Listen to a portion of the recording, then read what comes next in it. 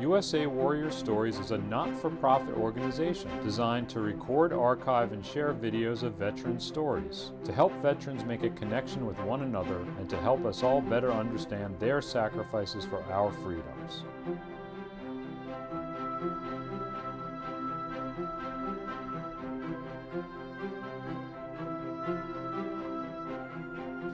My name is Harold Terens. I live in Lake Worth, Florida. I was born in the Bronx, New York, 1923. I was playing basketball in the schoolyard. I had just graduated high school, and it was a Sunday afternoon, I believe, and we were told that the Japanese had bombed Pearl Harbor. None of us had ever heard of Pearl Harbor. It was a new name to us, so we just continued playing, and we thought it was just another incident. But later on during the week, when we learned how horrible the situation was in Hawaii, I tried to enlist, and I couldn't because I wasn't 18 yet. My parents wouldn't sign any documents for me to go into the service. But as soon as I turned 18, they had no alternative, and they signed, and I joined up in the Air Force wanting to be a pilot. My brother was already in the service. He was in Fort Riley, Kansas at the time that I joined. After I was in Europe, he went to Italy after it was liberated. I went to Camp Upton, Long Island. I stayed a few weeks there, and then they sent me for basic training in Miami Beach, Florida, on 88th Street, and I had a wonderful time. I learned to be a soldier there, and that was in the fall of 1942, and then from this beautiful paradise in Florida, I was put on a train and sent to Sioux Falls, South Dakota, for 5 months of schooling in order for me to become a radio operator mechanic, ROM. I had taken an exam for a pilot, and I enrolled in pilot school, pilot training school, and I failed the colorblind test. And I was very unhappy about that. So I took it again, and I failed it again. And after 5 months sweating, I shouldn't say sweating, freezing in South Dakota in temperatures 40 below zero at 6 o'clock in the morning, where we walked a mile to school and our eyes froze. The tears came into being, and they froze, and our eyes closed, and we couldn't even see where we were going. And we would stand in front of radiators when we got into the classroom so that the ice that was frozen in our eyes would melt. I stayed there and got my diploma after 5 months, and I was sent to New York. I was allowed to go home. And on my 20th birthday, August 6th, 1943, I had 100 people at my birthday party, and just before I left, I received a phone call to report immediately to the deportation area in New Rochelle, New York, right on the Long Island Sound. And I went there. No phone calls were allowed, and we sailed the next morning. We met a convoy, which was one of the worst experiences of my entire 3 years in the service. At that time, the U-boats were all over the Atlantic Ocean, blowing up every ship they possibly could, and there was no lights allowed at any time of the day or night, no smoking ever allowed, no matches were allowed to be lit. The food, it was an English ship called the Anthelone Castle, and the food was just horrible, and the stench was just horrible, and from the kitchen, and I just couldn't eat anything, and all I did, I ate 2 candy bars the whole trip, and finally ended up in the ship's hospital. And it was a 12-day crossing.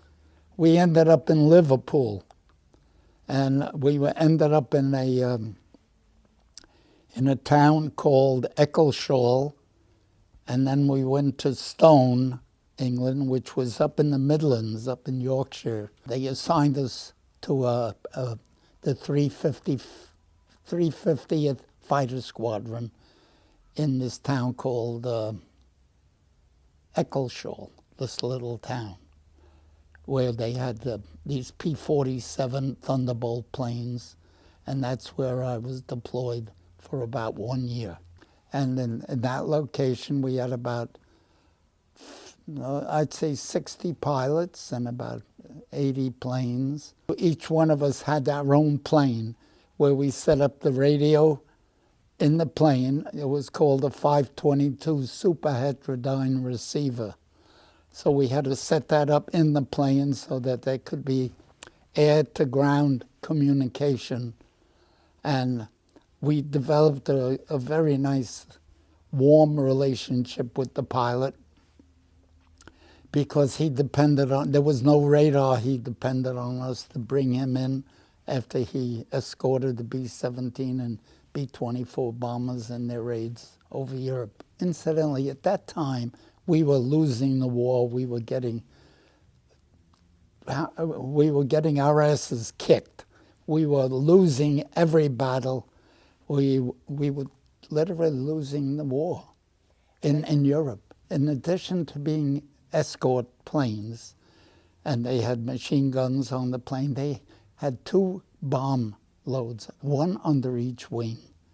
And they would drop those bombs. They were assigned a certain target. They dropped those bombs, and then they escorted the planes. They sort of protected the bombers the best they could, and they got involved in dogfights with the German planes. And it was a very, very sad time for all of us. The pilots at times would say goodbye. We would tip our hats to them as they took off, and they didn't come back. And I must have had six different pilots. A lot of the planes had personal names, girlfriends' names on it, friends' names.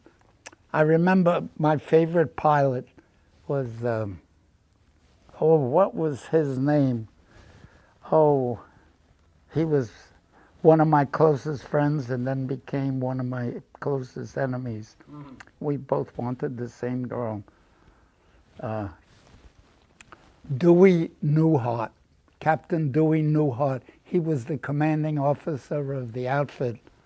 And I had a girlfriend, an English girlfriend, and he was falling in love with her. And she wouldn't go out with him. She says, I have a boyfriend. Harold's my boyfriend. I can't go out with you. But we became friendly enemies over this girl, and that's when I ended up on this very, very special mission about 6 weeks after D-Day. I didn't tell you what I did on D-Day. For 48 hours, we painted our planes, the bottom of it, with a stripe so that they would be easily identifiable. All Allied planes had white stripes underneath the wings, so we didn't sleep for 24 hours. And then the first day, we lost half of our pilots and planes on D-Day. So that was terribly sad for all of us. And as far as being a radio operator, I was a very high-speed radio operator. I could write Morse code as fast as it was transmitted. The maximum anyone ever was able to put on paper was 25 words a minute. And the fact that I was able to write that fast and take it that fast resulted in a new experience that I'll tell you about shortly. Right after D-Day, about a couple of weeks later, I got special orders to ship out. They needed a high-speed operator somewhere, and I ended up in Land's End, England, where I boarded a plane and sat next to Joe Louis. He was the heavyweight champ at the time, and he was entertaining the troops. I went on this plane, and I had no idea where I was going. I asked Joe Louis. He told me. He says, we're going to Casablanca. So we ended up in Casablanca, and I stayed there 2 days. I still didn't know where I was going. And then after a couple of days, I flew to Algeria, and we stayed there 1 day, and then went to Tunisia, and then to Tripoli. This was a special mission which turned out to be what was known as 24-hour around-the-clock bombing. That was in all the magazines and Life magazine all over the world about 24-hour bombing. What 24-hour bombing was, the planes took off from England, B-17s, and they couldn't get back after bombing the Plesty oil fields in Romania. We tried to destroy all the oil so that the German army couldn't move. They couldn't fly their planes anyway. And this was their biggest source of oil in Romania, Plesty, P-L-O-E-S-T-I, oil field. And they didn't have enough fuel to get back to England, so they continued on to Russia. When I got to Russia, I was not welcome at all. They didn't like Americans. There were no Americans there, just me. Most of these people had never seen an American. And even though the Russians were our allies, they didn't like us. I had an armband which said, I am an American soldier. If there's a problem, please call the American embassy in Moscow. And it was in English and in Russian. I think I might still have it. When the B-17s landed there, it was my job to get them a place to sleep. The pilot, the crew, there were 10 on each plane. And those that weren't shot down, some of the crew were injured. I'd arrange for them to go to a hospital. I radioed back to England in Morse code because they weren't supposed to know. But when you go online and find out, the Germans sent a spy plane and followed these planes back to Poltava. They knew our location and they bombed the hell out of the airfield and all. And that was the end of around-the-clock bombing.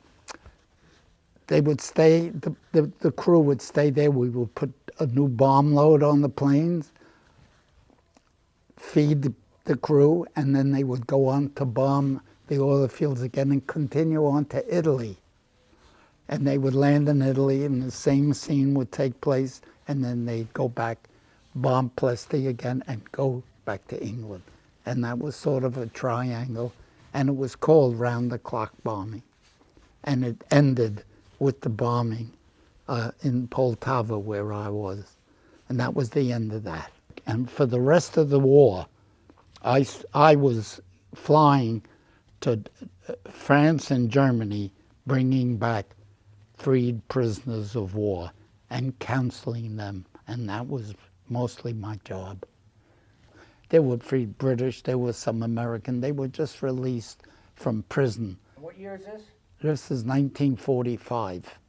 The war ended May 8th, 1945. VE Day was May 8th, 1945, but this is a few months prior to VE Day. And I ended up, the last trip I took was May 9th in Munster, Germany, to bring back. And that was a terrible experience for me. these released prisoners were sitting on lawns in front of houses, and they were in another world. They were so sick. Their heads were so sick. These were all young kids, and they were on the verge of cracking up totally, all of them. It was May 10th now, and then we were scheduled to go home. Okay? I went home on the Queen Mary, and we landed about 10 days from Edinburgh, Scotland, and we landed in New York. And I was on the front page of the New York Times. And I cried when I passed the Statue of Liberty. I said, I don't believe I'm home. I know I'm going to Japan. I stayed home a month, had a lot of welcome home parties, and then I boarded a train. I went to Fort Dix, New Jersey. They put me on a train to go to Seattle. And I got to Ogden, Utah. And at Ogden, Utah, and the train stopped, and we had a radio, a little transistor radio. It said that an atom bomb was dropped. It was my birthday, my 21st birthday, August 6th, 1945. My 22nd birthday, August 6th, 1945, that they dropped the atom bomb on Hiroshima. And I don't know what that meant for me, but then a few days later they dropped another bomb on Nagasaki, and that's when they told us we're not going to Seattle. I was prepared to get killed, you know, when the invasion of Japan. Because they estimated, MacArthur estimated 500,000 guys would be killed in the war in Japan. So we turned around, and I went to, I think, Fort Dix, New Jersey again. I went to Fort Dix, and they gave me a pass to go home. And I went back to the Bronx at 3 o'clock in the morning. My father was standing in his robe and pajamas on the subway waiting for me. And there was a period they didn't hear from me for 5 months. They contacted Washington. Nobody knew where I was when I was in Russia at the time. Bringing back the prisoners of war was probably my biggest accomplishment in the war. Nobody wanted to do it. I don't know why, but nobody wanted to go. And the sight was horrible. It still lingers with me. These guys, 20, 21-year-old kids. You know. I was in 3 different hospitals in the war. I was in a hospital in London, which there's no record of. There was what is known as a V-1 and a V-2 rocket that the Germans sent from Belgium. The V-1 rocket was it chugged. It was a bomb that they set off from Brussels, and it came to London, and it would chug along. You would hear it, and you would see it, and when it stopped, it would go directly down and blow up whatever. I was in a building that got almost a direct hit, and I was in very bad shape. I helped save a family, you know, to get out, children and all, from the building. Ended up in a hospital. I was kind of beat up. My back was beat up. And then they had the V-2 rocket near the end of the war. The V-2 rocket you didn't see or hear, just an explosion. And I remember in London, it was 5 after 10, and I tried to get into a pub to have a beer, and I went in, and the lady had told me, no, I cannot serve you. We already came out and said, time, gentlemen, please. And when they say that, it's all over. They don't give you anything to drink after that. And I pleaded, and she said no. I walked a block away to another place, and all of a sudden, boom, the pub that I was not allowed in received a direct hit. So if she had been nice and gave me the drink, I would have got killed. It's all luck. It's all being at the right place at the right time or the wrong place. So you end up dead, you know. So So I was lucky. All for 2 years, I was lucky. I didn't tell you half the things that I was involved in. So when were you discharged completely from the service? And October 24th, 1945. I had 81 points. You get 1 point for every month in the service, 2 points for every month overseas. I was overseas 2 years, so. And I got home October 24th, 1945, honorably discharged. They offered, I was a corporal, I was busted a couple of times. They, sergeant and staff sergeant, they wanted to make me a lieutenant if I would agree to sign on for 3 years after the war was over. And I said, no, I had enough. so you actually discharged as what rank? Corporal. Corporal. Yeah. But you were staff sergeant, you got busted down? Yeah, I got busted a few times for, partying, whatever, doing things I shouldn't have done. It sounds like you had such free range, it must have been hard not to have to do what you wanted to do. The service was tough for me because I always did what I wanted. To this day, I do what I want. When I'm 99 years old and I still do what I want.